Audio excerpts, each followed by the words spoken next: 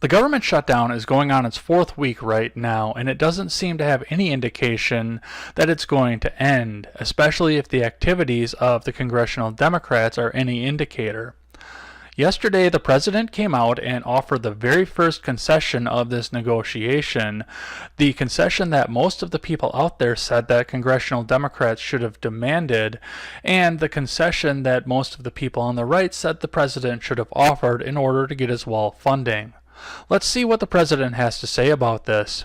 Many of these security ideas have been proposed by Democrats themselves, and all of them have been supported by Democrats in the past, including a physical barrier wall or fence. Furthermore, in order to build the trust and goodwill necessary to begin real immigration reform, there are two more elements to my plan. Number one is 3 years of legislative relief for 700,000 DACA recipients brought here unlawfully by their parents at a young age many years ago.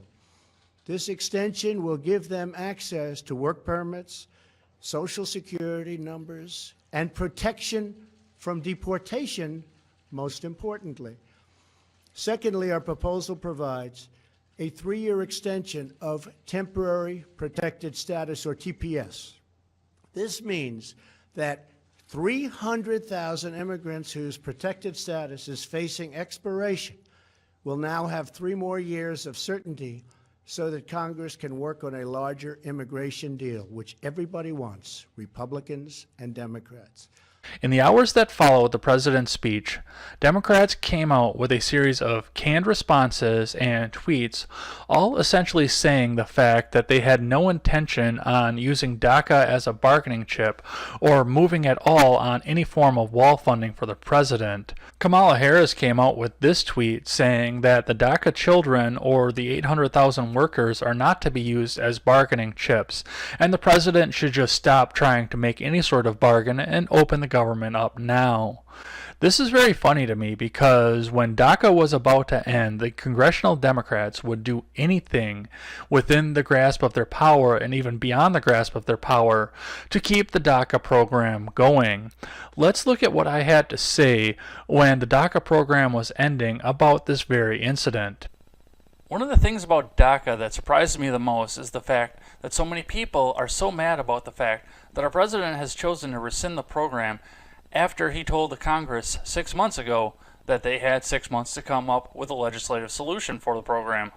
Guess what? It's been 6 months now. After no such legislation was made, our president is using his executive fiat in order to rescind the executive order of a previous president and end the program. Democrats like Harris have been using the little people as a PR bargaining chip, not to go to the president, but to go to the American people to try and gin up disapproval for the government shutdown, even though they are not supposed to be using people as bargaining chips.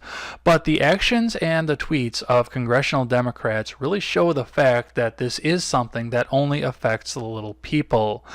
The government shutdown was not intended to and will not affect congressional Democrats who refuse to budge an inch to try and make a negotiation to try and open the government back up. Nancy Pelosi didn't stop her Hawaiian vacation over Christmas due to the government shutdown, no matter what it would have cost to have public or private security guarding her while she was on the island. We all remember the day that, before she was sworn in, Alexandria Ocasio-Cortez was very quick to say that none of the Congresspeople out there should be getting paid during the government shutdown. Cortez changed her tune almost immediately when she first got her congressional paycheck and was asked if she should lose her congressional pay specifically while the government is shut down. As soon as she was asked, she had to go and not answer the question. And of course, as we look back over these past couple of weeks, in addition to Nancy Pelosi's Hawaiian vacation, congressional Democrats did not slow their plans in order to go to Puerto Rico to have a grand vacation with many of their lobbyists to both discuss the issues that the lobbyists wanted to see go through the Congress and just schmooze and have a good time and use the security of the government in order to protect them them, even though there are people that are furloughed and they should be negotiating to open the government back up. While it is clear that these events are not intended to affect the people that are at the top of the government, Nancy Pelosi went through and tried to make it so that the president felt it directly, the fact that the government was shut down, and try to get him to cave in doing so. At the end of last week, Nancy Pelosi delivered this letter to the president, disinviting him from the House floor to give the State of the Union address, a long-standing tradition in this country. The State of the Union address, of course, used to be delivered by mail to the Congress in order for them to understand what the president is seeing, but recent tradition has had the House of Representatives welcoming the president to give the speech. Pelosi cited the fact that the government was shut down and so many workers were furloughed as having a lack of security ready and available from the Secret Service and the Department of Homeland Security to protect the State of the Union event in the event that somebody would try to use the fact that all of the Congresspeople are sitting ducks and make an attack on the government. Designated survivor style. Homeland Security Secretary Kirstjen Nielsen was quick with a rebuttal to Pelosi's claim that there was not enough security to house the State of the Union address, saying that the safety and security of the government, its officials, and the president is her top priority.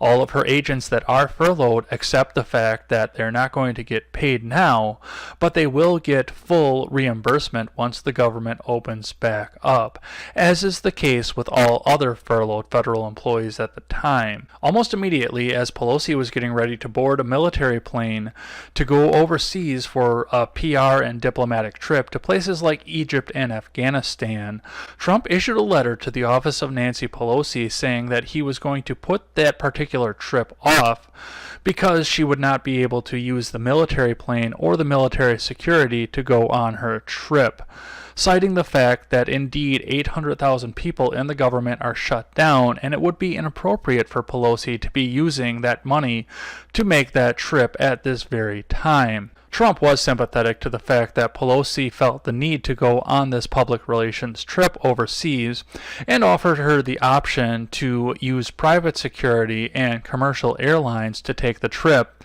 rather than using the military equipment and spending more money out of the government that could be easily going to the furloughed workers of the government. One of the biggest problems that I've had with this government shutdown and the people that are doing all of the talking surrounding the government shutdown is the fact that it seems that congressional Democrats have one single theme in mind, especially after the new Congress was sworn in. The common theme among all of these people is the fact that congressional Republicans should just be doing their jobs and opening the government back up, bending to the will of the majority and not thinking about the people that they represent or the will of the minority. A now viral video of everybody's favorite socialist, Alexandria Ocasio-Cortez, shows the young congresswoman running around the Capitol, demanding that she find Mitch McConnell and demanding that he put a vote to the floor because she believes she has the votes in the Senate to open the government back up, saying that's McConnell that is forcing the government to stay closed and not allowing the bill to get to the president's desk, where they can put further media and social media pressure on him to open the government back up. Let's look at this video. We're here doing our jobs. We have voted repeatedly, over and over again, to reopen the government. We're here. Now we're on the Senate side. That's right. Now we're on the Senate side. We're roving out to the Senate side because the thing is, we went to his office in the Capitol.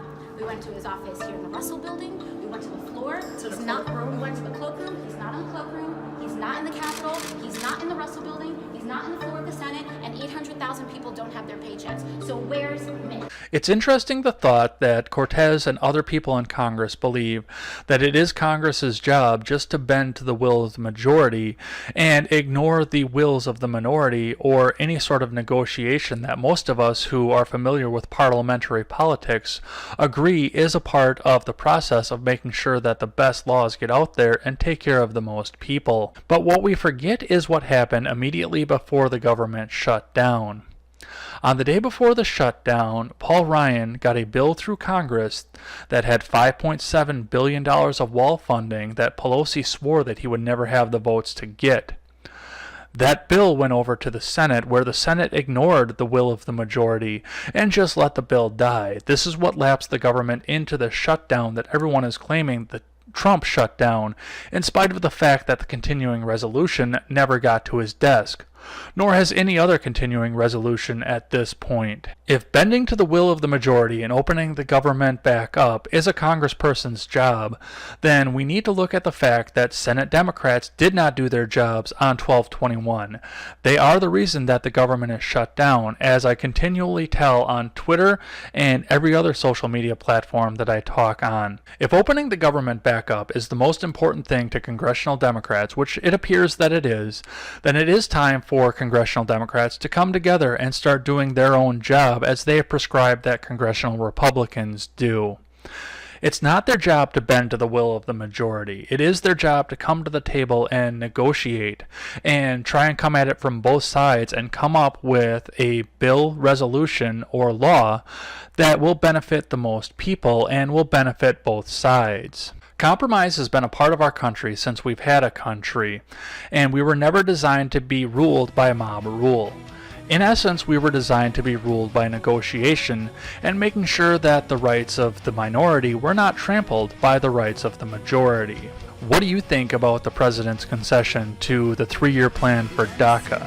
Do you think it'll pass, or do you think it'll get Democrats to the table to start talking? I always welcome a thoughtful and positive discussion in the comments section below, and especially over on Twitter. That is at EdsBlog Twitter with a 1 in place of the I. Thanks as always for listening to this show and supporting this channel. And remember, never take the words of bloggers, podcasters, or journalists as gospel.